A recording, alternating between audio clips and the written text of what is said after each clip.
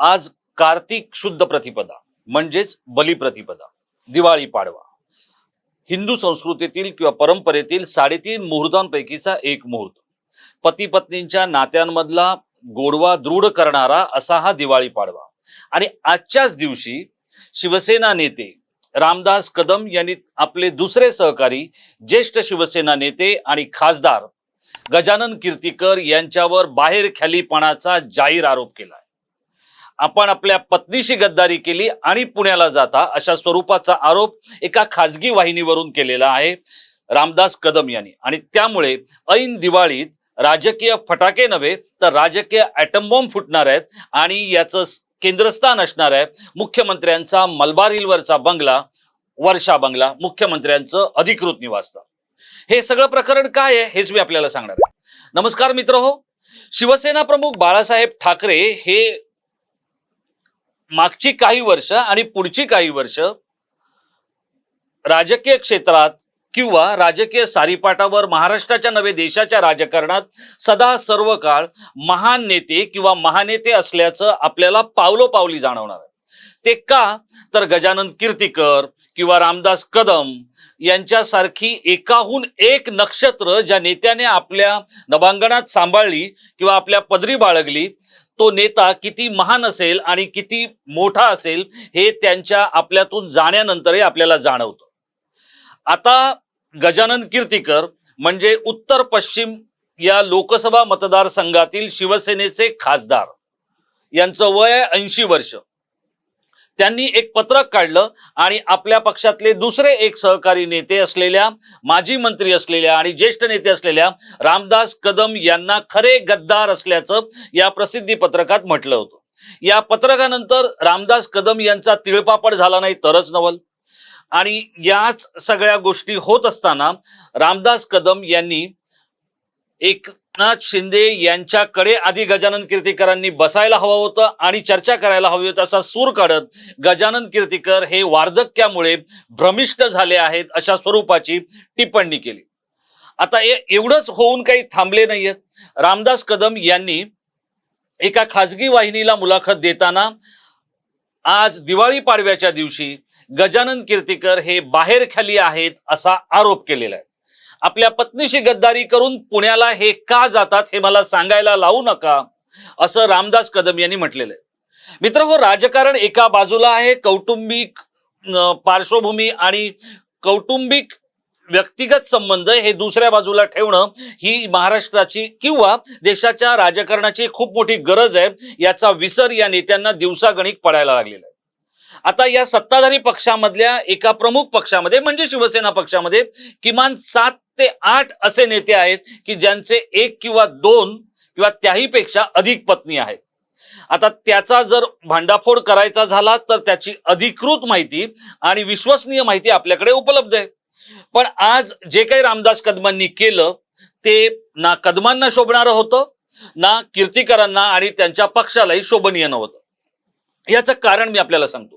शिवसेना प्रमुख बाळासाहेब ठाकरे यांच्याकडे अनेक कौटुंबिक समस्या घेऊन जाणारी मंडळी होती.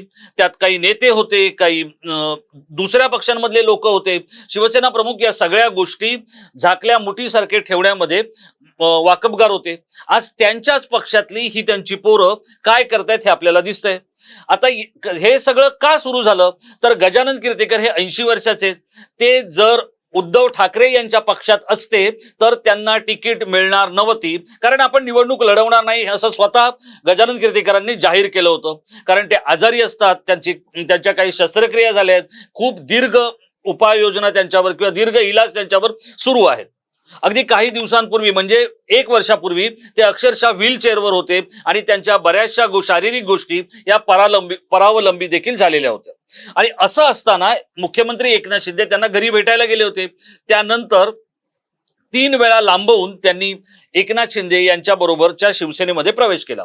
आता या गजानन कीर्तीकरांचा एक मुलगा आहे अमोल गजानन कीर्तीकर, जो आदित्य ठाकरे यांचा उजवा हात समजला जायचा. आणि आपले वडील एकनाथ शिंदेबरोबर गेल्यानंतरही अमोल कीर्तीकर हे उद्धव ठाकरेंकडे राहिले.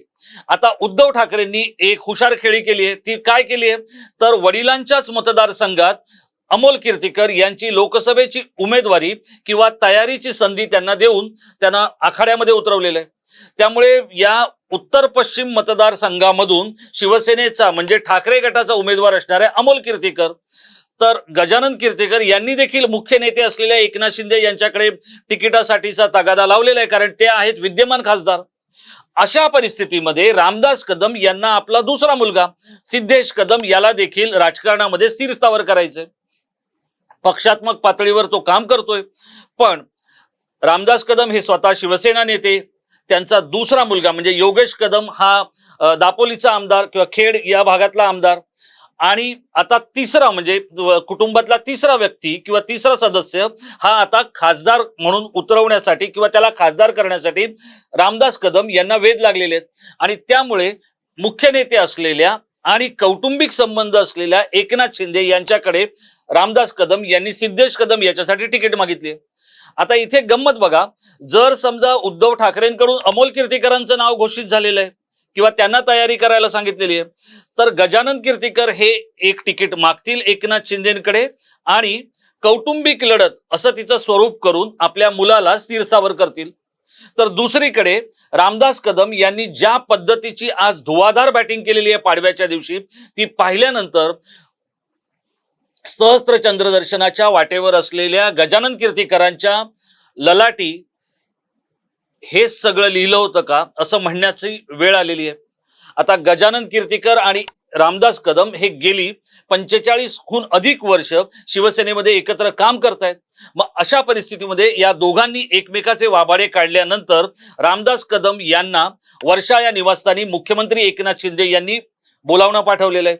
रामदास कदम यांच्याशी त्यांनी फोनवरून चर्चा केली आहे आणि त्यांना भेटीसाठी वर्षावर खास वेळ निर्धारित केलेली आहे. आता मुख्यमंत्री एकनाथ शिंदे हे खरं तर पक्षामध्ये कमी बोलणारे, संयमी किंवा आक्रस्ताळेपणा न करणारे नेते म्हणून ओळखलं जातं, पण त्यांनी केलेला राजकीय चमत्कार हा या सगळ्या नेत्यांनी पाहिल्यामुळे त्यांना त्यांचं नेतृत्व आणि त्यांचं मोठेपण मान्य करणं या नेत्यांना अपरिहार्य झालेलं आहे. आता यातले काही नेते हे जरी त्यांना मुख्य नेते वगैरे म्हणत असले तरी त्यांच्या अपरोक्ष अशा पद्धतीचा तमाशा करून एकनाथ शिंदे यांच्या शिवसेनेच्या गटाचं किंवा शिवसेनेचं वाटोळं करण्याचा चंग बांधून मैदानात उतरलेले आहेत.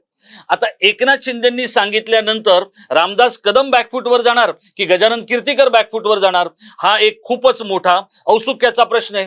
कारण दोघंही दोन तऱ्हेचे आहेत. अशा परिस्थितीमध्ये हे दोघं मुख्यमंत्री एकनाथ शिंदेंचं ऐकतील का, हाच एक खूप मोठा आणि गुंतागुंतीचा प्रश्न आहे. याचं कारण असं आहे की गजानन कीर्तीकर यांच्याकडे संघटनात्मक जे काही नेटवर्क किंवा स्थानिक लोकाधिकार समितीची एक कार्यकर्त्यांची बैठक आणि जाळं आहे तितकं रामदास कदम यांच्याकडे नाही आहे, हे आपल्याला मान्य करावं लागेल. कारण रामदास कदम यांचा मुलगा असलेल्या सिद्धेश कदम बद्दल अनेक तक्रारी मुख्यमंत्री एकनाथ शिंदे यांच्याकडे या परिसरातल्या नागरिकांनी नेलेल्या होत्या, पदाधिकाऱ्यांनी नेल्या होत्या, काहींनी तर सामूहिक राजीनामेही दिलेले होते. मग अशा परिस्थितीमध्ये थेट इथे लोकसभेच्या उमेदवारीसाठी सिद्धेश कदम यांचा जो अट्टास किंवा आग्रह आहे तो नेमका कोणत्या आधारावर असा प्रश्न पडू शकतो. आपल्याला काय वाटतं की गजानन कीर्तीकरांच्या व्यक्तिगत आयुष्यावर शिंतोडे उडवण्याचं काम दिवाळीच्या पाडव्याच्या दिवशी रामदास कदमांनी केलंय, हे कुठल्या नीतिमत्तेत आणि चौकटीत बसतंय? आणि रामदास कदम यांचा मुलगा अद्याप नगरसेवक झाला नसताना त्याला थेट लोकसभेच्या रिंगणात उतरवण्याचे वेध रामदास कदम यांना लागलेले आहेत. म्हणजे या एकनाथ शिंदेच्या टीम मध्ये किंवा त्यांच्या शिवसेनेमध्ये आलेले नेते हे एकतर स्वतःच्या उत्कर्षासाठी आलेत किंवा आपल्या स्वतःच्या कुटुंबाच्या उत्कर्षासाठी आलेत, इतकं स्पष्ट होतंय. हिंदुत्व वगैरे या सगळ्या नंतरच्या गोष्टी आहेत, आधी पहिलं कुटुंबाचं बघू नंतर हिंदुत्वाचं बघू, हेच जणू काही यांचं ब्रीद असल्याचं आपल्याला दिसून येत आहे. आपल्याला काय वाटतं, एकनाथ शिंदे हे या सगळ्या नेत्यांच्या या मारामाऱ्यांसमोर आणि कुटाळक्यांसमोर काहीसे निष्प्रभ होत आहेत का? एकनाथ शिंदे यांच्यासारखा आत्ता राज्याच्या सर्वोच्च पदी बसलेला नेता या नेत्यांची समजूत काढू शकेल का?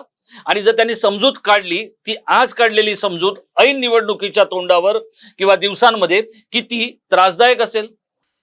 रामदास कदम आणि गजानन कीर्तीकर या दोन्ही नेत्यांच्या व्यक्तिगत चारित्र्याबद्दल आपल्याला काय वाटतं त्यांच्या नेतृत्वाबद्दल आपल्याला काय वाटतं आणि एकनाथ शिंदे यांच्या शिवसेनेला त्यांच्या नेत्यांकडूनच सगळ्यात मोठा धोका आहे असं आपल्याला वाटतं का? आपण आमच्या इनबॉक्समध्ये व्यक्त व्हा आणि हा व्हिडिओ आपण शेवटपर्यंत पाहिलात त्याबद्दल आपल्याला खूप खूप धन्यवाद.